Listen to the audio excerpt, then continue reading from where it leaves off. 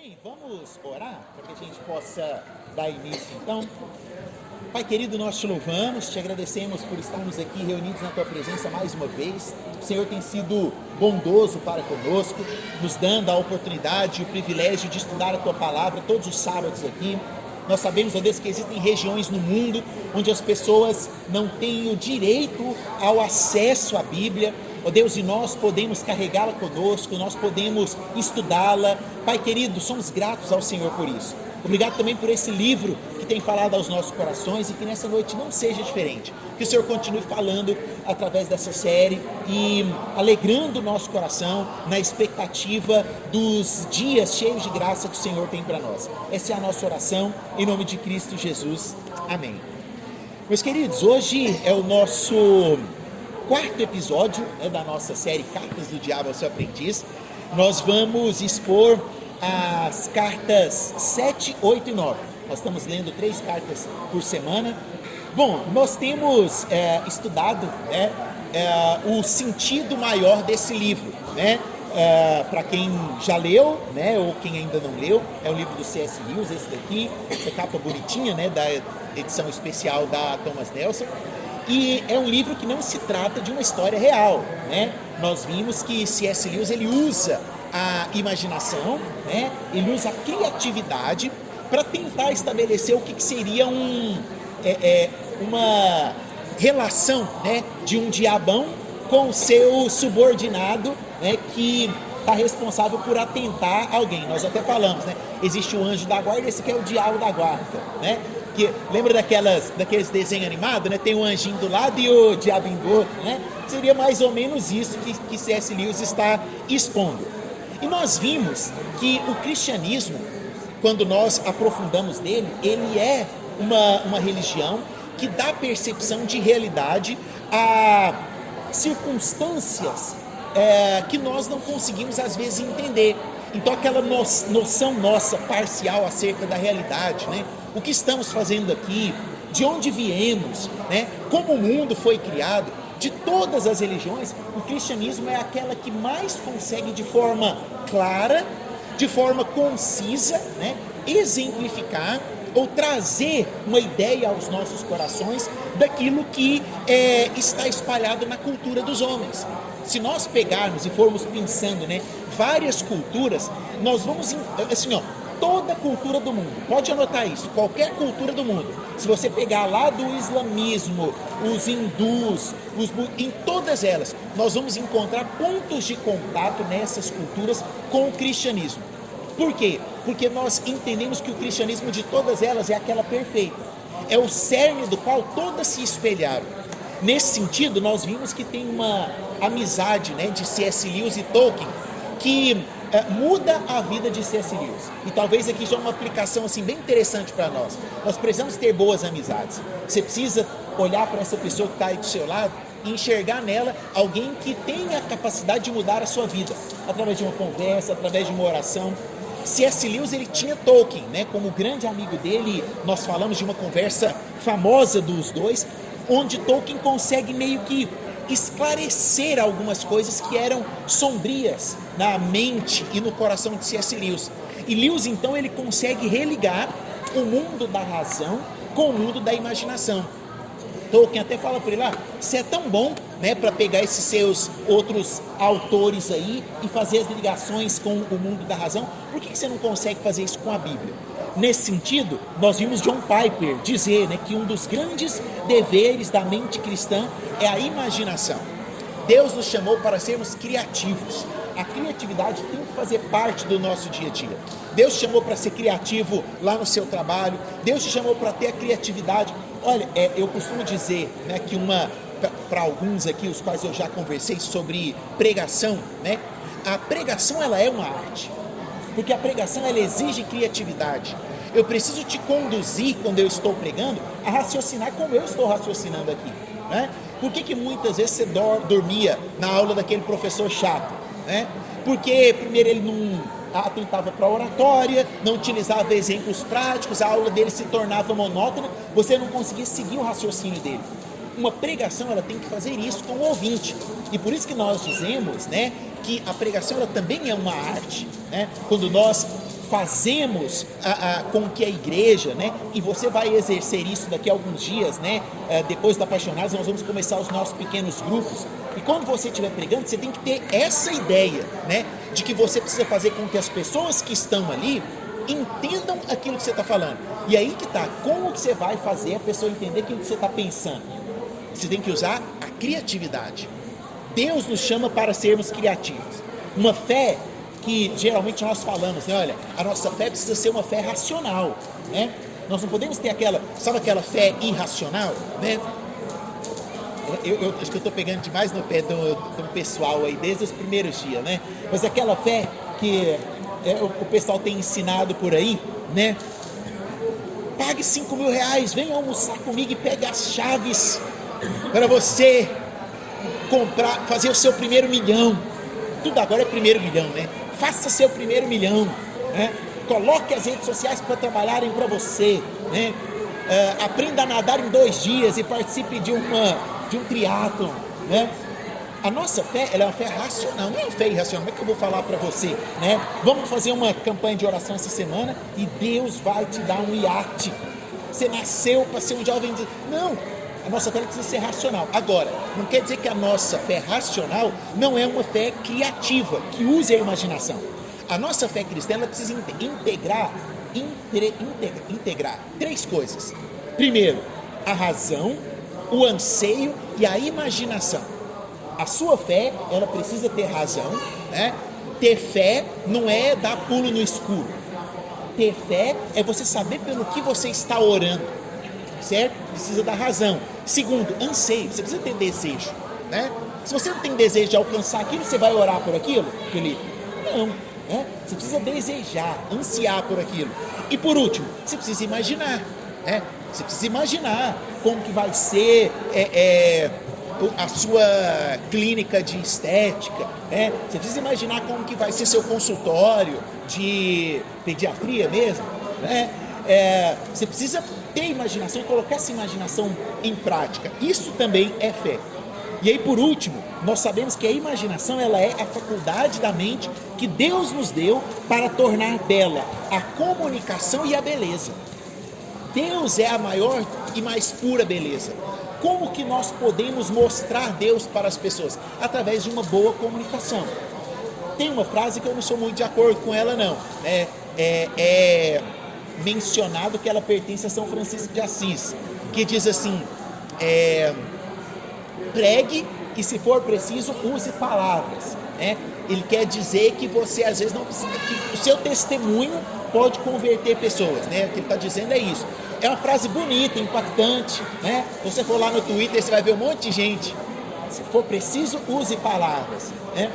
Mas é preciso usar palavras. Nós precisamos levar o Evangelho através da nossa voz.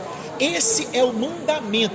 Deus, Ele nos deu, Ele escolheu a forma de trazer as pessoas até Ele e escolheu também a estratégia.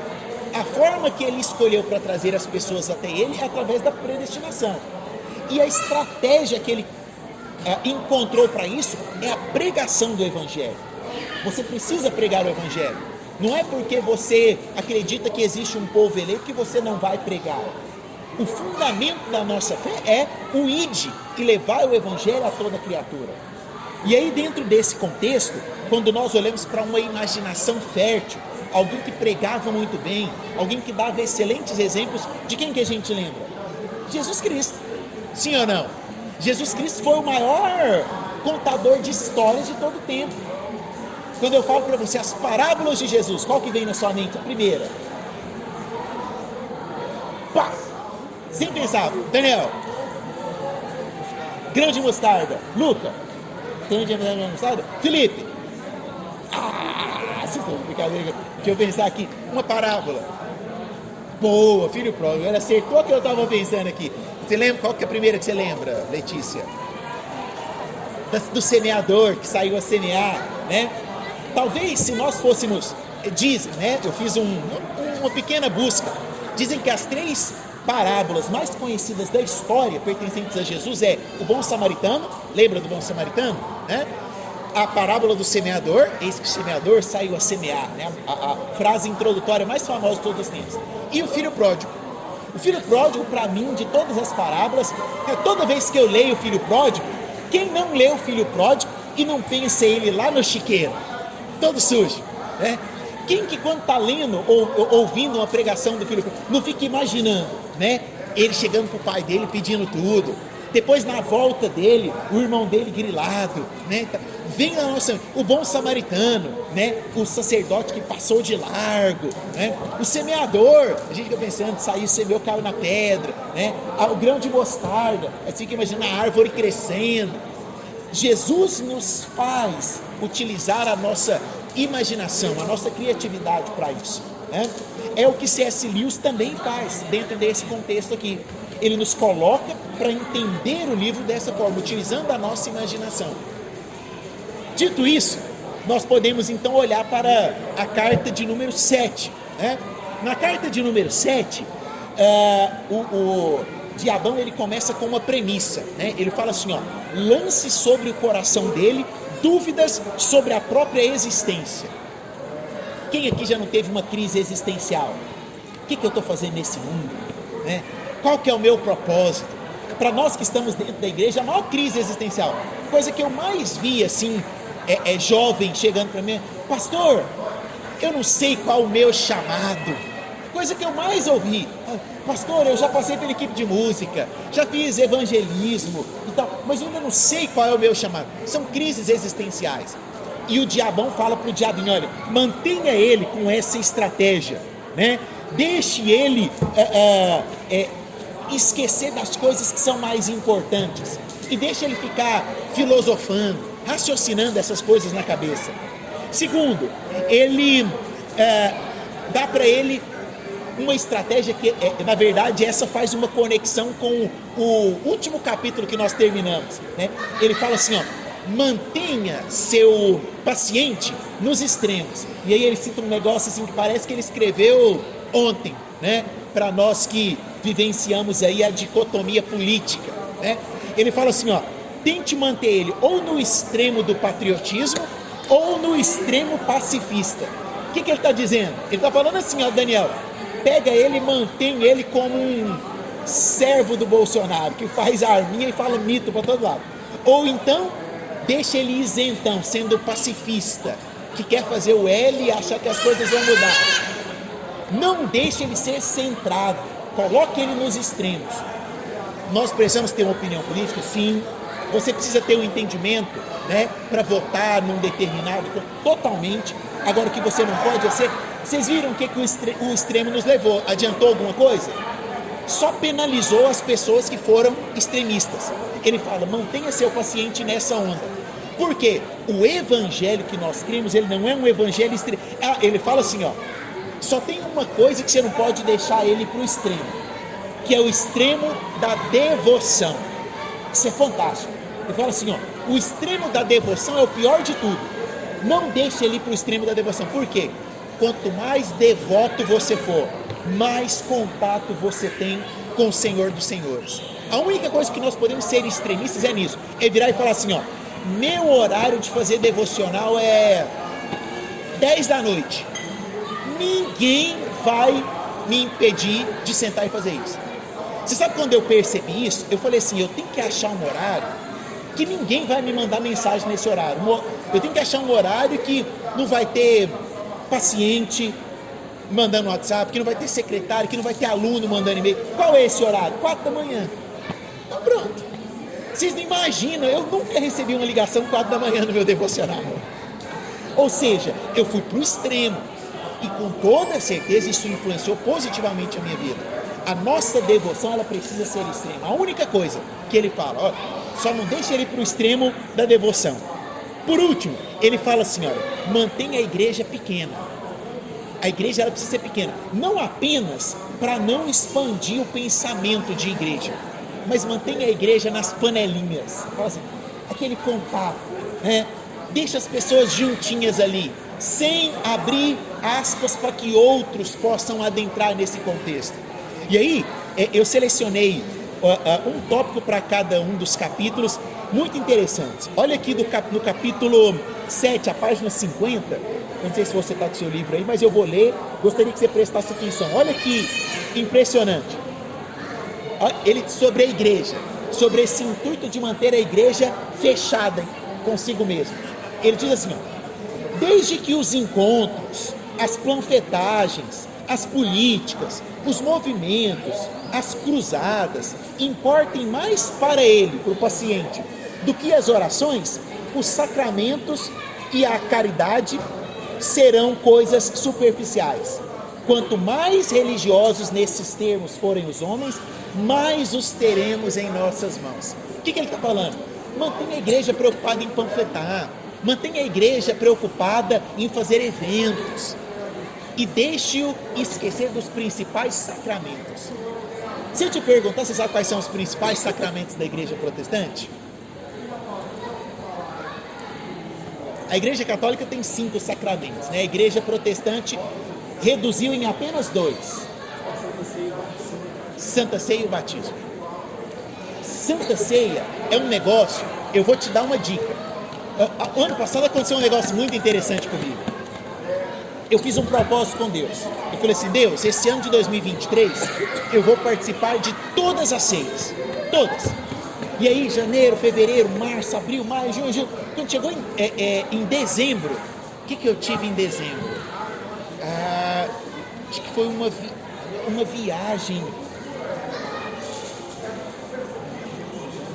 Plantão, exatamente. Eu caí numa escala de plantão, não foi viagem.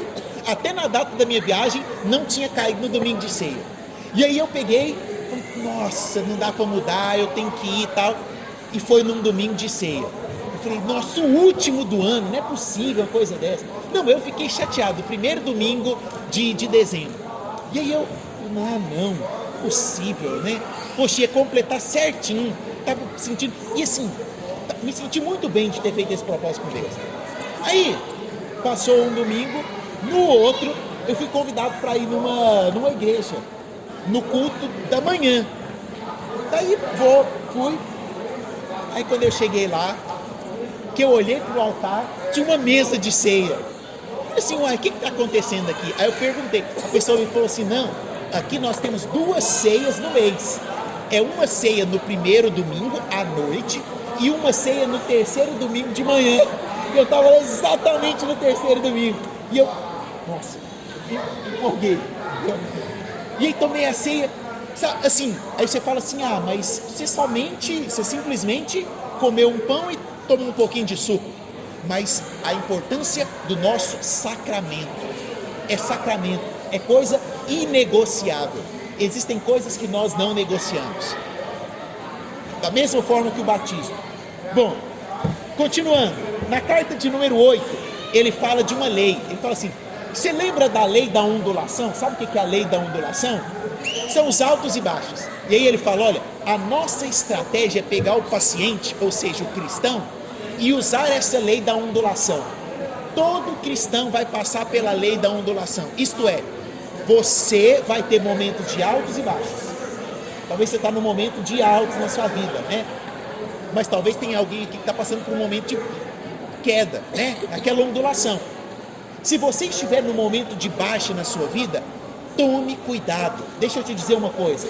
Às vezes nos momentos bons, né, na crista da onda, você vem felizão para a igreja, você dá o testemunho, Deus, nossa, eu ganhei uma promoção, meu salário aumentou, eu comprei uma Ferrari, é terceira e tal, e conta os testemunhos ali. Mas no momento de baixa, sabe o que acontece? Você perde o prazer de ir para a igreja, você perde a vontade de fazer devocional, você perde a vontade de orar e você se torna presa fácil para o inimigo. Ele fala, use os momentos de baixa, principalmente com importunações de cunho sexual, porque ele está debilitado e vai jogar tudo para cima e é a hora que você vai conseguir derrubá-lo. Utilize a lei da ondulação. Então nós olhamos para isso e temos que entender que nós precisamos tomar cuidado quando nós estamos fragilizados. Não tome decisão em momentos de crise. Momentos de crise, você tem que buscar a Cristo. Momento de crise não é hora de tomar uma decisão importante que pode mudar a história da sua vida.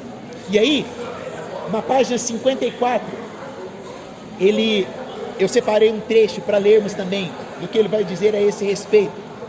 Ele diz assim, é durante esses períodos de baixa muito mais do que nos períodos de pico, que ele amadurecerá e se tornará o tipo de criatura que o inimigo deseja que ele seja.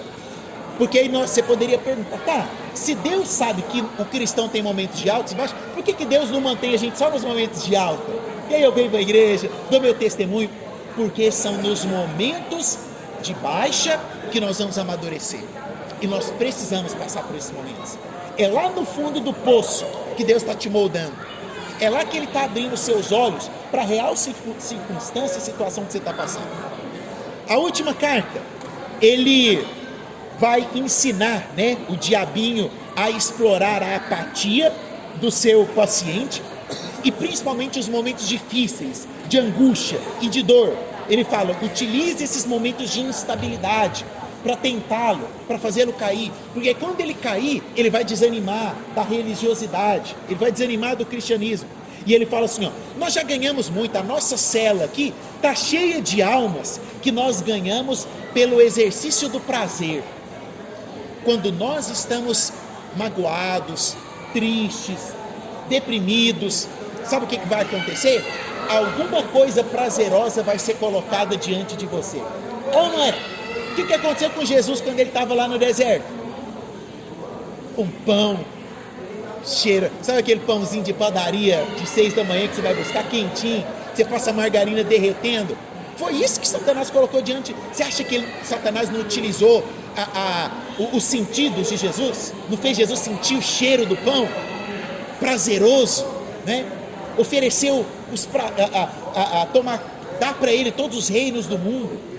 Aí nós precisamos tomar cuidado, porque quando nós estamos fragilizados, nós vamos ser induzidos a prazeres momentâneos. E nós não fomos feitos para prazeres momentâneos.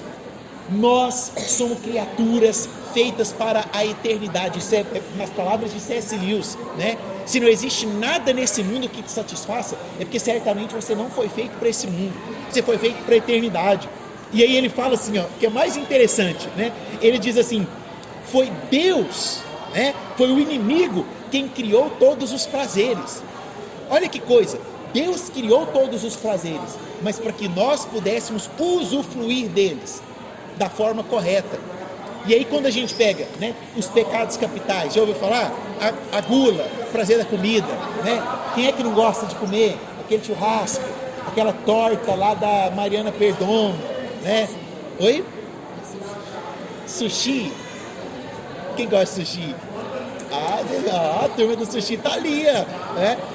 Agora eu vou falar um negócio aqui, se você não levantar a mão, você tá dispensado, tá não. Pamonha. Pamonha de doce, derretendo. Pamonha de doce sal. Nossa. Na de sal você passa aquela manteiguinha, né? Puxa o queijinho derretendo. Quem gosta de requeijão na de doce? Nossa. São os prazeres. Deus fez os prazeres para que nós pudéssemos tê-los aqui na terra. Só que aí está o grande cuidado, porque o diabo ele vai usar isso para inverter. Aí o que existe hoje? Né? A bulimia. Aquilo que era o prazer se torna o pecado da vida do indivíduo. O sexo feito para depois do casamento, que se torna uma das maiores maldições hoje que nós temos dentro da nossa juventude, a promiscuidade. E por aí vai. Quando nós estivermos abalados, não se deixe levar pelos seus sentidos. Tente ser espiritual. É fácil? Não é. Mas nós estamos aqui descobrindo as estratégias do inimigo. Se você sabe agora que nos seus momentos de angústia, de dor, você vai ser tentado, não se afaste. Esteja próximo de quem vai orar por você. Não deixe de congregar. Não deixe de partilhar com alguém as suas dores. Porque nós estamos aqui para caminhar juntos e cresceremos juntos nesse ano de 2024 em nome de Jesus. Amém? Quantos creem nisso? Vamos orar então? Fique de pé. Eu acabei nem lendo a parábola, né? Mas você sabe o que está lá na parábola, né? Deus possa nos dar essa graça de resistirmos, porque como a própria Bíblia diz, né? Resistir o inimigo e ele fugirá de vós. Você possa ser fortalecido nessa noite, nos seus momentos de dificuldade, de angústia, que Deus possa te dar a condição né, de resistir e de permanecer. Amém? Senhor, nós te louvamos, te agradecemos mais uma vez pela tua graça, que nos traz juntos a este lugar. Nos ajude a encontrar aqui no nosso meio, Pai querido, amigos que de fato vão nos ajudar nessa caminhada. Que quando estivermos, ó Deus, como peregrinos, passando pelo deserto, nós possamos ter irmãos ao nosso lado, que vão ser como refrigério para nós. Pai querido, que quando estivermos passando pelas depressões da vida, que a graça do Senhor nos alcance, que o teu amor, ó Deus, nos inunde. Nós te louvamos, ó Deus, por todo o aprendizado que o Senhor tem nos dado aqui nesse lugar. E pedimos, Pai querido, molda o nosso coração, segundo o teu querer. É assim que nós oramos. Em nome de Cristo Jesus, o Nazareno. Amém e amém. Deus te abençoe, em nome de Jesus.